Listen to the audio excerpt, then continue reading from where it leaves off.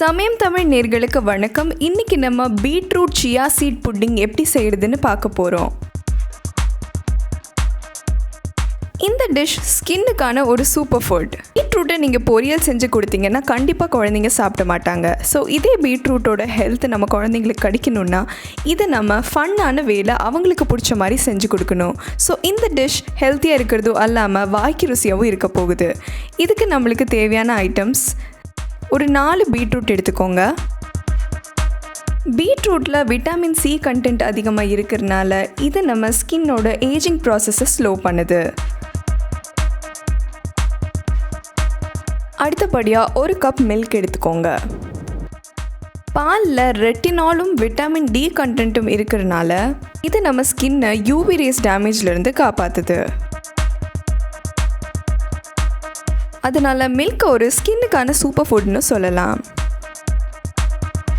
அடுத்தபடியாக நாட்டு சக்கரை நம்ம ரத்தத்தை சுத்திகரிக்கிறனால நம்ம ஃபேஸில் இருக்கிற டல்னஸ் இல்லை டார்க் ஸ்பாட்ஸ் இல்லை ஃபேஸில் இருக்கிற எந்த இம்பர்ஃபெக்ஷனாக இருந்தாலும் சரி ரத்த சுத்திகரிப்பில் இது எல்லாமே கிளியர் ஆயிரும். அதனால் நாட்டு சக்கரையும் ஸ்கின்கான ஒரு சூப்பர் ஃபுட். அடுத்தபடியாக சியா சீட், அதாவது சப்ஜா விதையில் ஒமேகா 3 ஆன்டி ஆக்சிடென்ட்ஸ் இருக்கிறனால இது நம்ம ஸ்கின்க்கு ரொம்பவே ஹெல்ப்ஃபுல். இதோட ரெகுலர் இன்டேக் நம்மளோட ஸ்கின்னை நேச்சுரலாகவே க்ளோயிங்காக வச்சுக்கும். இந்த புட்டிங்கை செய்ய பீட்ரூட்டை எடுத்து அதோட தோல் உரித்து வச்சுக்கோங்க.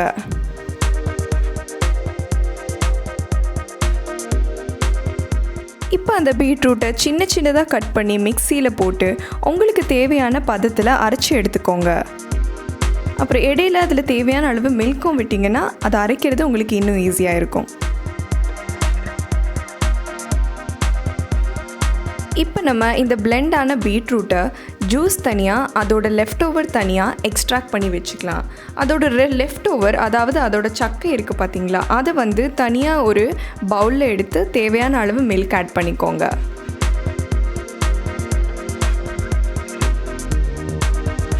இதை நல்லா ஈவனாக மிக்ஸ் பண்ணுங்கள்.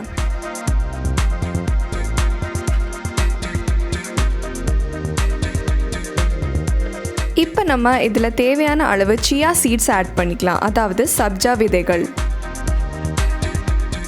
இதை நல்லா ஈவனாக மிக்ஸ் பண்ணிக்கோங்க. அப்போ தான் அது ஊறி கொஞ்சம் உப்பலாக பெருசாகி வர்றது நம்மளுக்கு தெரியும். ஒரு 10 மினிட்ஸாவது நம்ம இதுக்கு வெயிட் பண்ணணும்.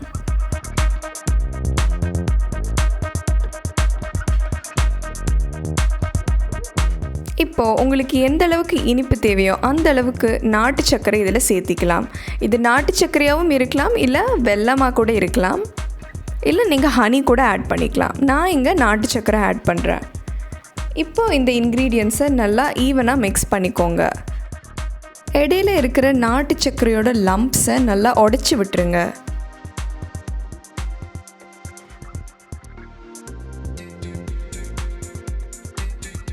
பீட்ரூட்டோட நேச்சுரலான வாடை முக்கால்வாசி குழந்தைங்களுக்கும் அடல்ட்ஸ்க்கும் பிடிக்காதுங்க. ஸோ அதனால் நம்ம இங்கே ஏலக்காய் யூஸ் பண்ணுறோம், கொஞ்சம் டேஸ்ட் அண்ட் ஃப்ளேவருக்கு.